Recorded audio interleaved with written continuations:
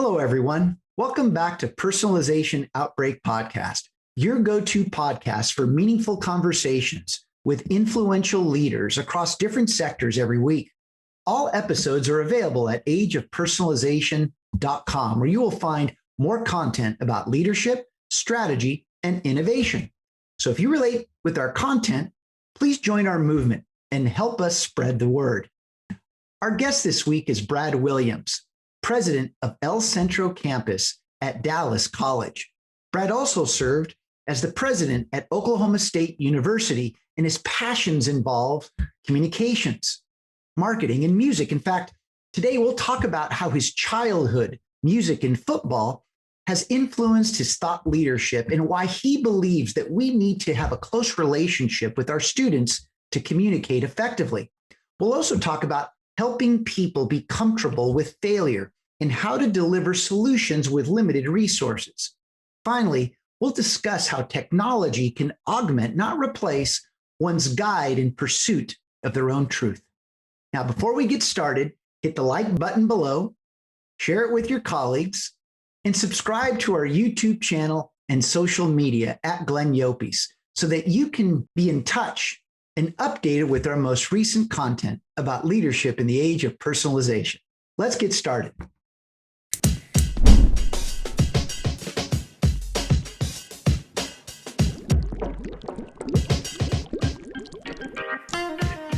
You are listening to Personalization Outbreak, a podcast about the collapse of traditional corporate standards in today's more personalized world.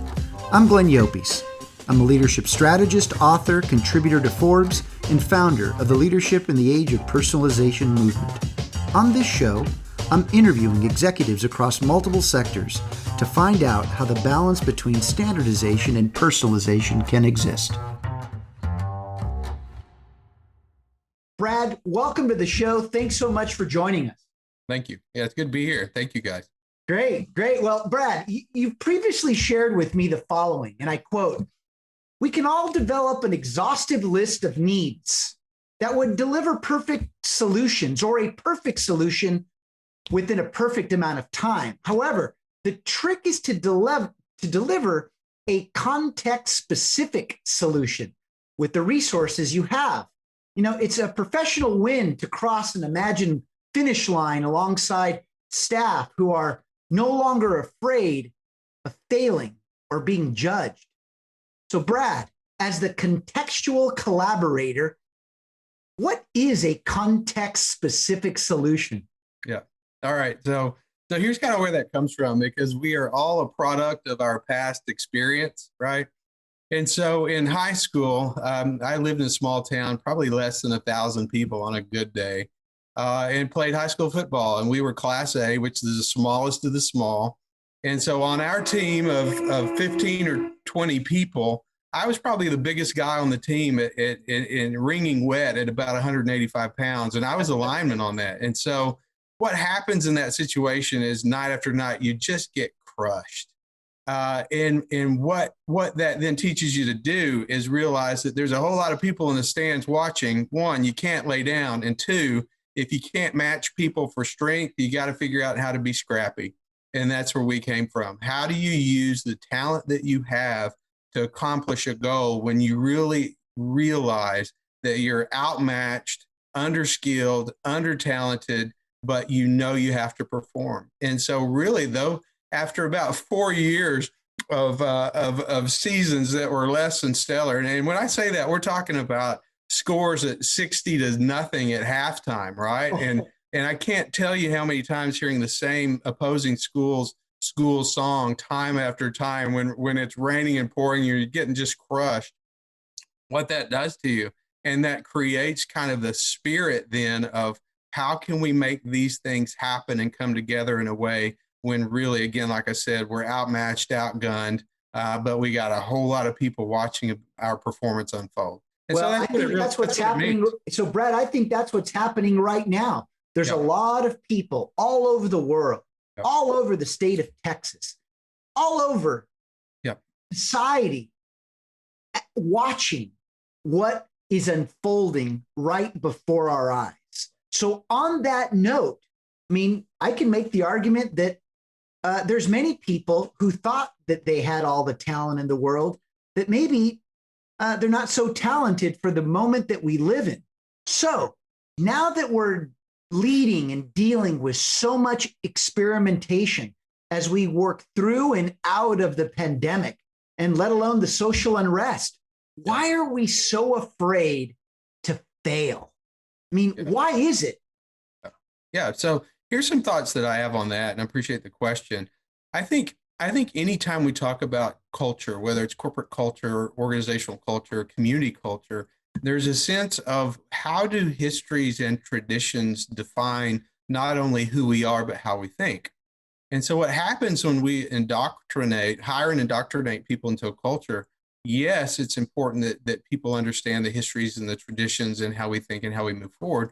But at the same time, that can be such a rigid device that then traps an entity into thinking the same way that it always has. So it's a self-perpetuating cycle in a way of we're bringing in people who looked and worked and behaved like us, but sometimes you need to dump a little chlorine in the pool in order for people to think a little bit different in order to meet the needs of how the world has changed. And so by that, I mean, there is a need for a spark of adrenaline in most organizations today that encourage them to be a little bit free, a little bit incorporating calculated risk. We're not saying throw caution to the wind, but what we're saying is let's put some calculations on paper that guide our approach to risk, and then let's move forward knowing, and this is Amazon 101, let's fail fast and fail forward. But whatever iteration comes out of this is going to be something that at least stretches us to be a different entity than maybe we were a week ago or a year ago.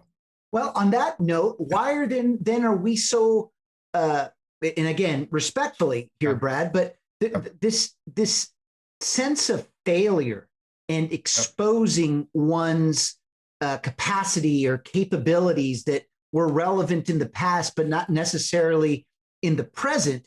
Right. What's the message to your peers in higher ed around not fearing failure because it's inevitable? I mean, isn't that the way forward in our desire to reinvent? Yeah. Here's what I love about that question. At some point in our lives, we stop telling people what our dreams are. And by that, I mean, when you're young, I want to be an astronaut. I want to be, this profession or that. And there was a point in my own life, because I had absolutely no idea what I wanted to do. It was easier for me to say, I want to go to medical school. Because when people would ask me, what do you want to do when you grow up? I want to be a doctor. That shuts that conversation down, because then people understand the context of what a doctor is. They understand what the path looks like. And they're like, oh yeah, there's a level of prestige there. And okay, I get it. If I were to say, I want to be a script writer for a film, then all of a sudden the questions start, well, you can't do that from here. Why do you want to do that? Do you understand how hard or difficult the industry is to enter? And before you know it, people stop talking about their dreams. And so what happens over time then is you have people collectively in society, and this is why I love the outliers, and have tried to raise two of my own outliers of my children, be a little bit different, of don't be afraid to tell other people your dreams. But what's happened though is when we talk about something that's a little bit different that we want to do, all of a sudden we get judged for it. The moment I get judged for it, I stop talking about it. Years go by, and the next thing you know, I fall in line with everyone else. Versus the ability to talk about what I want out of life. And here's where this comes from for me. I was raised in a funeral home. My parents had a funeral home. We ran the ambulance service. We answered the fire phone. I've seen death served in about any way you can serve it up. And the only certainty that I have is that I can get through the next 20 minutes, maybe the rest of the day, maybe the rest of the week. But what that does is it teaches you to stop thinking necessarily about what does the next 5 or 10 years look like, but it really teaches you to be present. And to be present then acknowledges the role that each of us have when we share a space, what each of us bring to that space in terms of contribution. And then it acknowledges and begs the question, how can we all make magic happen in this space with what we have today? Not tomorrow, but today. And so when you start looking at the type of thinking that is required to process how we live in today while building something greater than us for the future. But yet I'm challenging myself to use a mind that's been so locked into a rigid hierarchy and bureaucracy of an organization. Sometimes it's hard to reconcile those two different sides of the brain, right? You're asking me to think different and do different and be different, but yet I've been taught to stay in my lane my entire life, and now you're asking me to be different. So that's where it comes into place. It's very important to help people be comfortable with failure because they've been judged forever for it. Right? Well, and so what we're basically saying in this pursuit of unity, that authenticity is important, but yet we don't provide the conditions for you to be authentic. So can we find unity?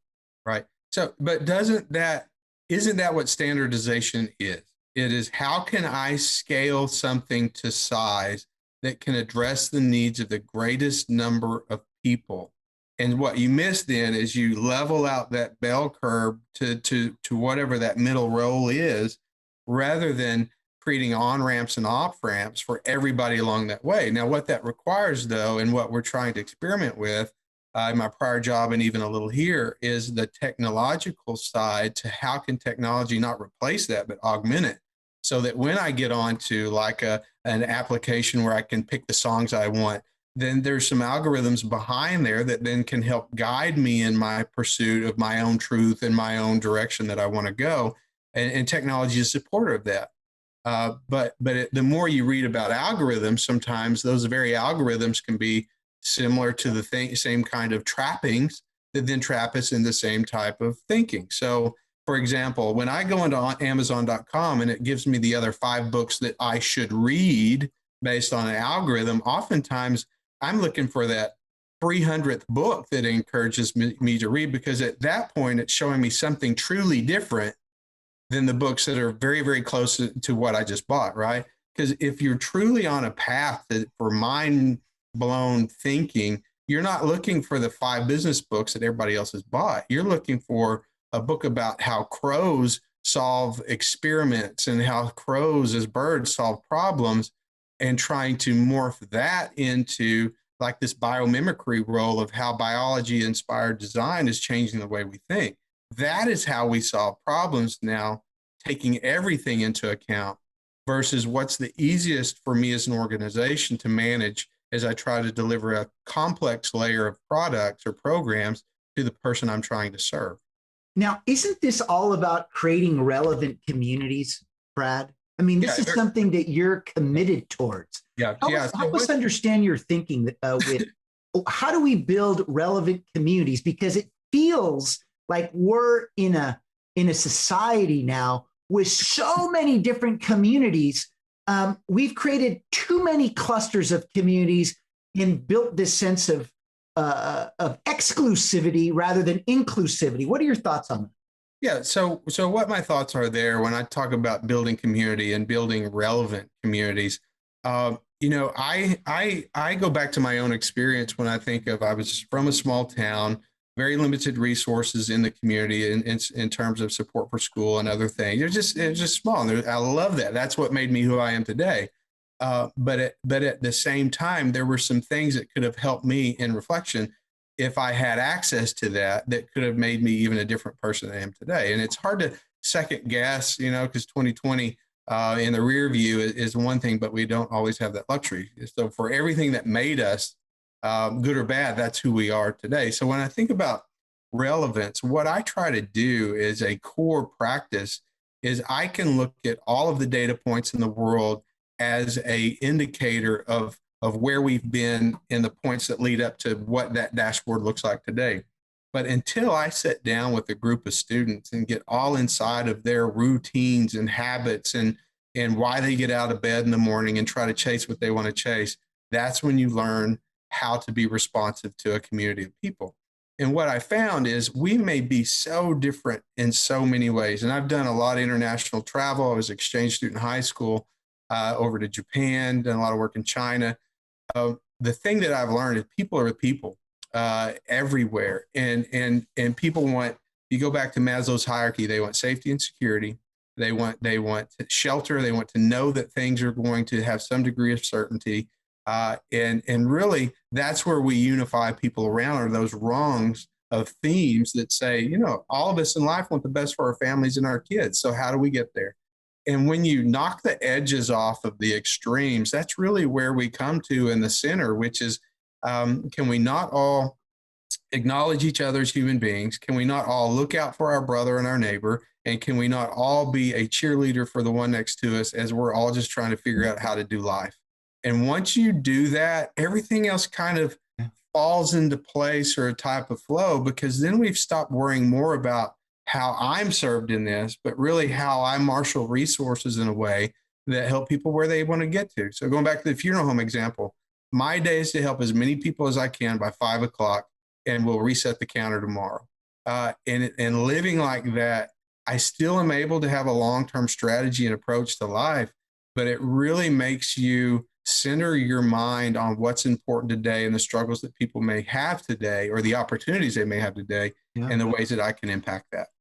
So Brad, and then I'm going to come to you, Scott, after this question. But so Brad, we in preparing for our time today, you know, we talked that these forces of standardization and personalization, unfortunately, they're operating in the extremes.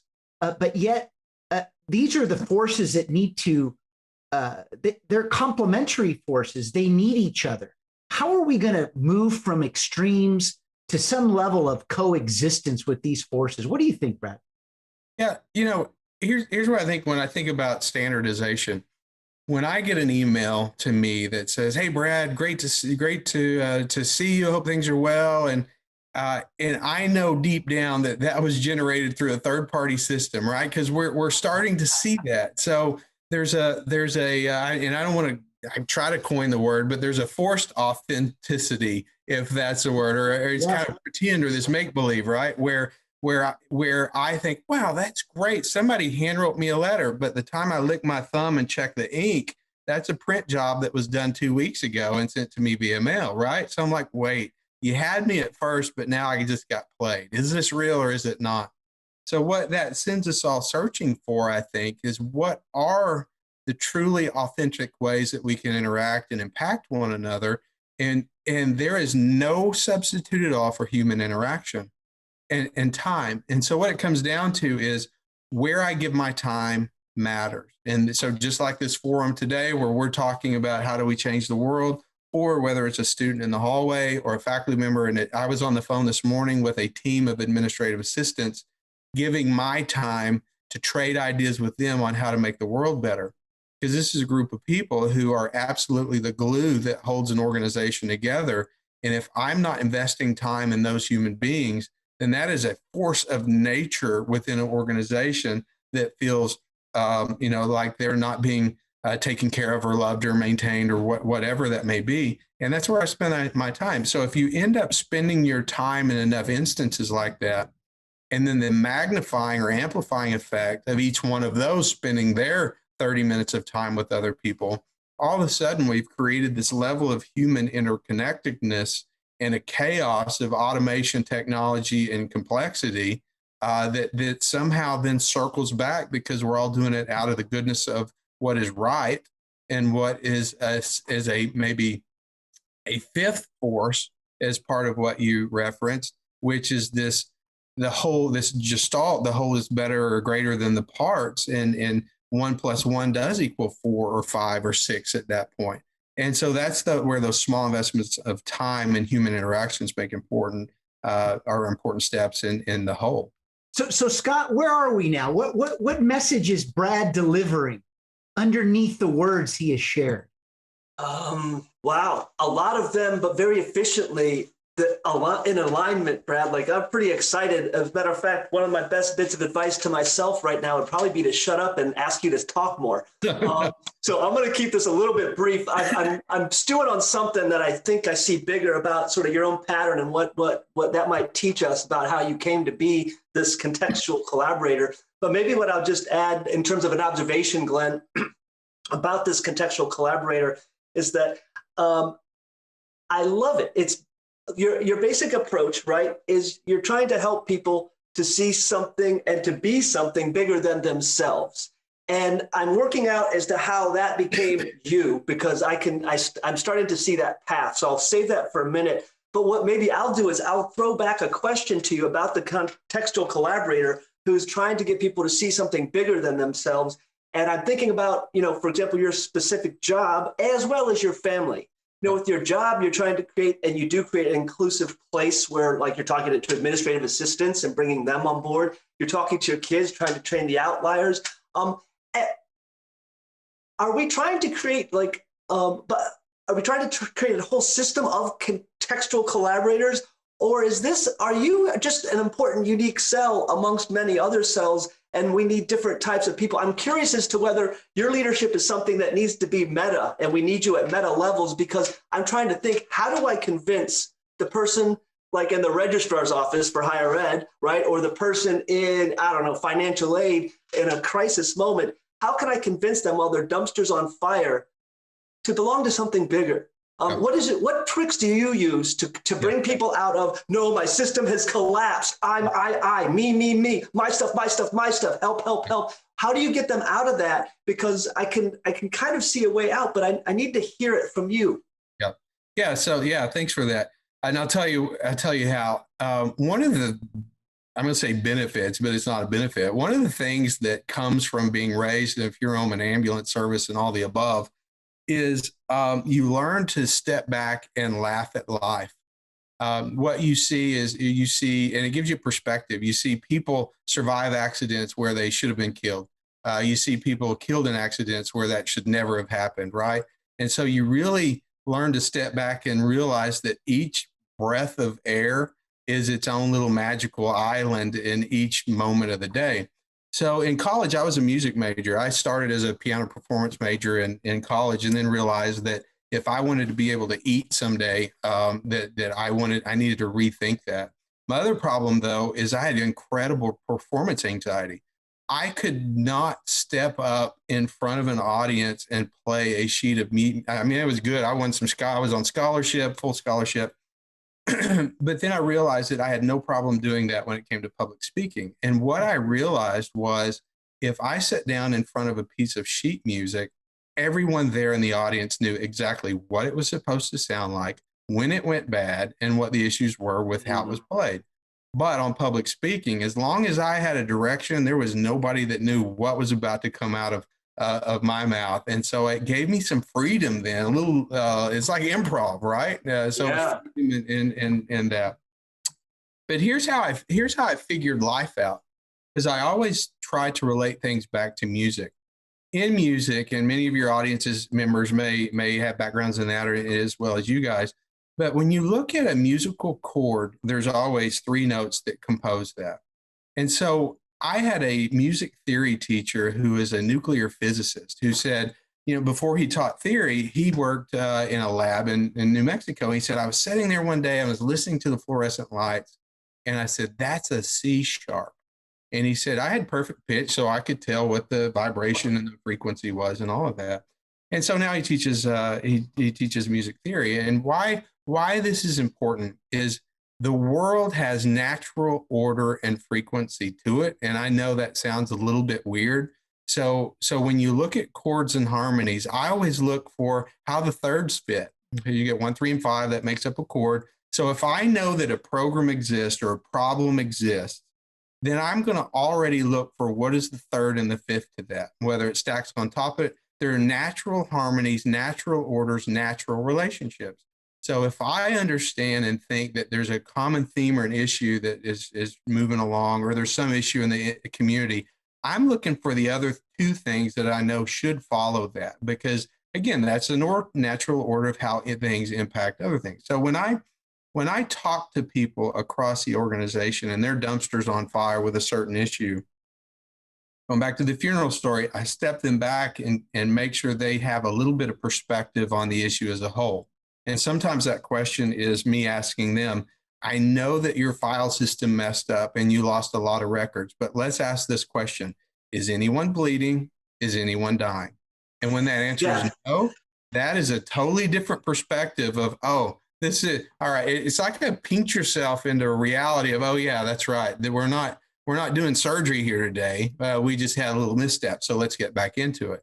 And then it's remembering or reminding people that, all right, now that we've kind of gotten past the anxiety of the day, let's focus on this. There are people below you who are counting on your position and your function to operate. There are people above you that are counting on your position to operate and to function. So you have to look at how your individual role, as small or as big as it is, impacts the one ahead and impacts the one behind. And once you realize that you're, one, not bleeding or dying because of a mistake, and then two, you're such a unique part of an overall process that gets to add some tremendous value to people in some special way, you realize that the sun will come out tomorrow, and that you realize that your job does have merit, and your job does have purpose as it contributes to a much greater something. And once you get people out of themselves and onto the service of helping other people, all of a sudden the dumpster fire, we step back and laugh at it. Okay, let's pick it up and move on, right? What were we doing anyway? Let's fix it and learn from it and go ahead. And so Scott, if I can jump in here, and Brad, so if what you're saying is true, which I'm a believer in, why is it that in the search for natural relationships, most of our relationships feel completely unnatural? I mean, how did we get to this point where what used to feel real and natural feels awkward now? Because I know that a lot of the relationships I have, they're still real, but sometimes I wonder if they are. What's happened, Brad? I tell you what's happening. Here's a bigger question. Number one, what's happened? And number two, what's the role in leadership to help us figure all this out? I'm going big with you because I know you've got your PhD in leadership. So I know you've got a perspective on this. Yeah. No, and the perspective's not tied to that. The perspective's this. And I don't know if you guys have electric guitar or are a fan of hard rock music. Okay, so he's got it. Okay, so I'm going to ask you this, Scott. How many distortion pedals do you have with your guitar? I'll be honest, I have only one. Okay. But I'm a weird man. Okay. All right. So this is why I love acoustic. I like the old Mexican flamenco guitar. I love that kind of sound and feel. But here's why I bring this up. If you look at any musician that likes to really push the envelope, they may have, if you look on a concert venue, a floor full of 8 to 10 pedals. Each pedal has its own distortion. Each pedal does its own kind of thing. And what I'm saying, I believe that we in today's world are no different than that rock guitarist with 8 different distortion pedals. And what happens then is we're using our feet, clicking so many different distortions of who we are as people. I don't know who you are anymore. So what the goal then becomes is, can we not just shave back the distortion a little bit so I can get to know who you are without the noise around it? And once I then understand how to communicate with you and help you, I'm then talking to you versus filtered through 3 layers of distortion that you've created and that I've created. So what happens is we're both talking to each other through a lens that isn't even our authentic self. You know, if you, back in my old communication classes, and when you talk about conversations, there's like who I am, who you are, who I think I am to you, who you think you are to you, who we are together. There's like 8 different people in a conversation based on all those perceptions. And so we end up talking to each other and treating each other in a way that's really based on an inauthentic distortion of who we are and who we project versus who we may really be. So I just try to strip that out by being a little bit of an outlier. I'm not afraid to raise my freak flag on what people think I am or what I do or not. Don't care, because the faster we can kind of peel those layers back, the faster I can know who you are and what you're about and how we get you where you need to go. Because when you go back to those funeral stories on how short life is, I don't have time and you don't have time to spend 20 years of your life being something that you're not. Now, what usually happens there is we wake up when we're 50 or 60 with a whole bunch of regret. So peeling that away allows us to have a conversation.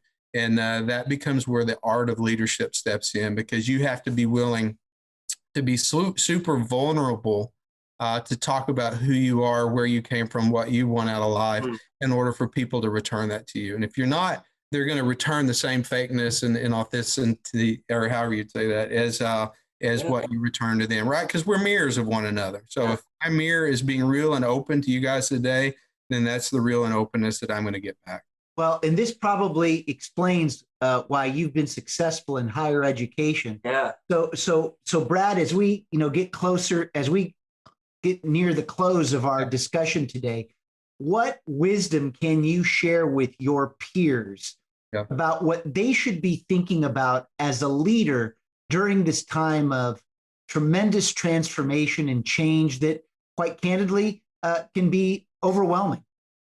Yeah, no, I'll answer that with a story. So I was young in my career in higher education and met this guy who'd worked for a state regent's office in Oklahoma. And I said, man, that's great. How did you get there? That's a pathway that I may want to take.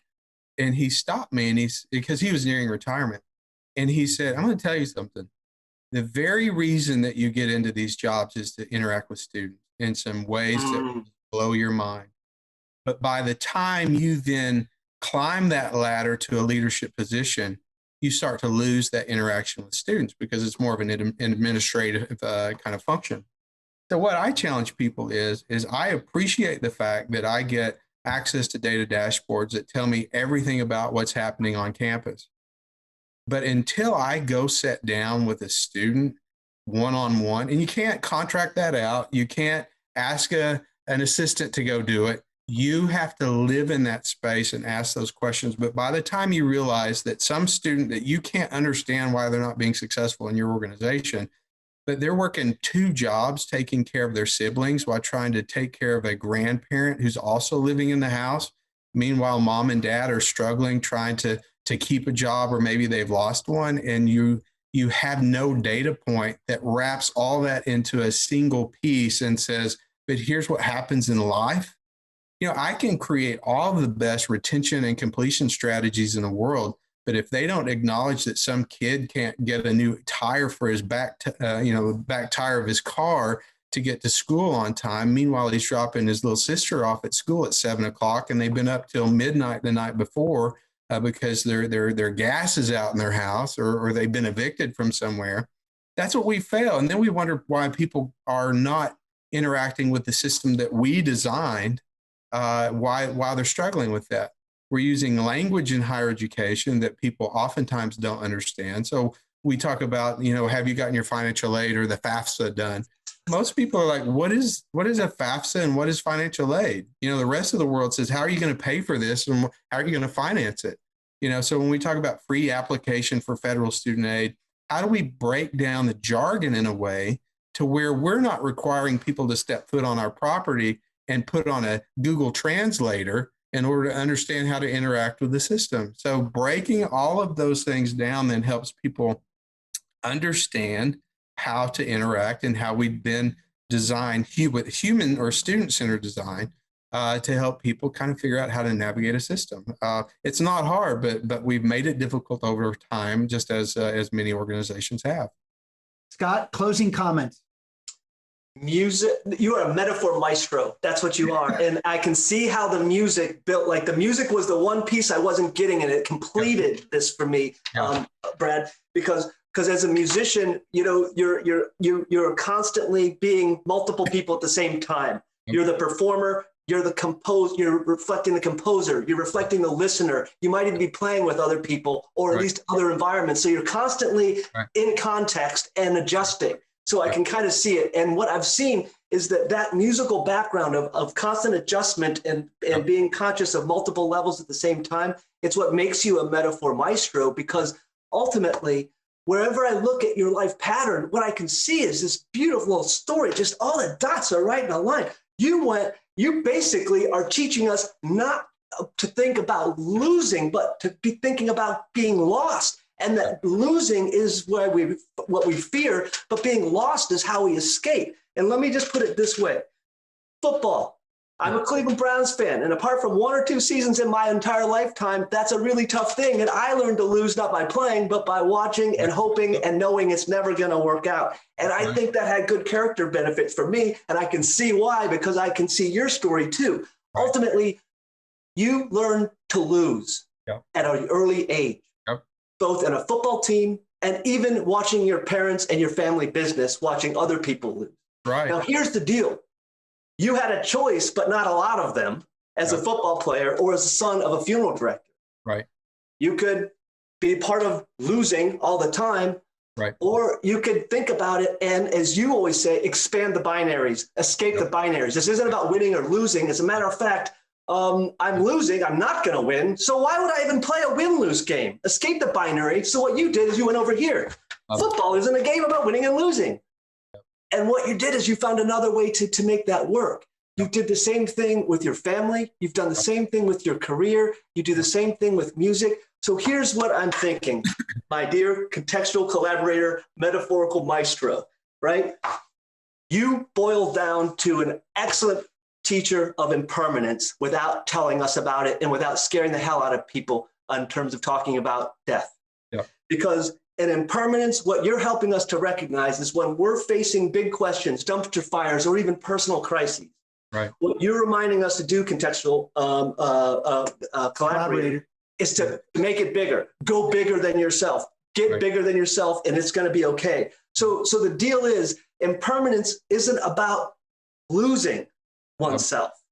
It's about being lost and finding something bigger.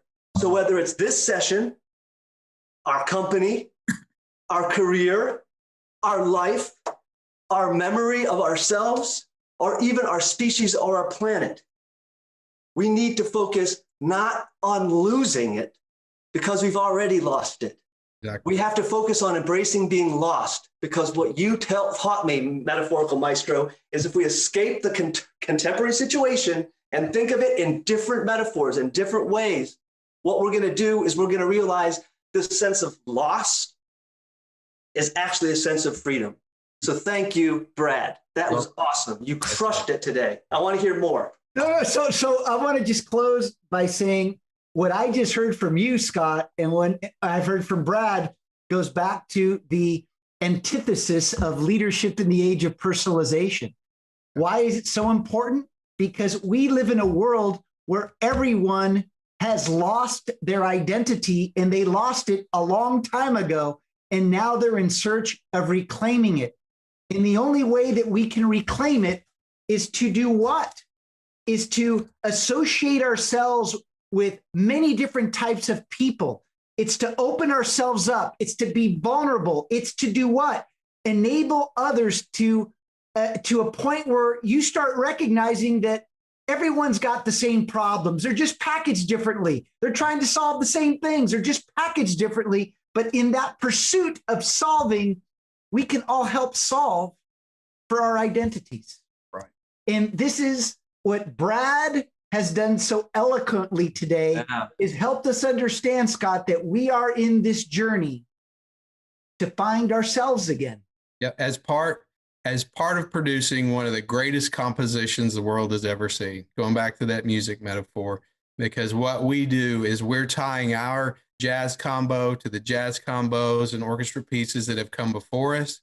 And by the time we're done, you'll have 1,000 years of human existence that is woven together in this way of how we interact with each other. And that's what we're responsible for our weave in this period of time. And we want to step back, even where we are from in 500 years, and know that whoever's looking at this great tapestry sees a bright spot in time during this window where we are, and realize, well done. And that's what we're after. Brad, thank you so much for joining us. You were a gift today. Yeah. Scott, as always, powerful. And as we close every session, when you lead in the age of personalization, you will see things that others don't. Do what others won't, and keep pushing when prudence says quit. Thanks again. Thanks, Brad. Yep. Thank you. Thanks for listening to Personalization Outbreak. Make sure to subscribe so you never miss a show. If you enjoyed the content, visit ageofpersonalization.com to check out our free streaming video series and learn how to get involved in the movement. I'm Glenn Yopes. I wish you a good day, and remember, without strategy, change is merely substitution, not evolution.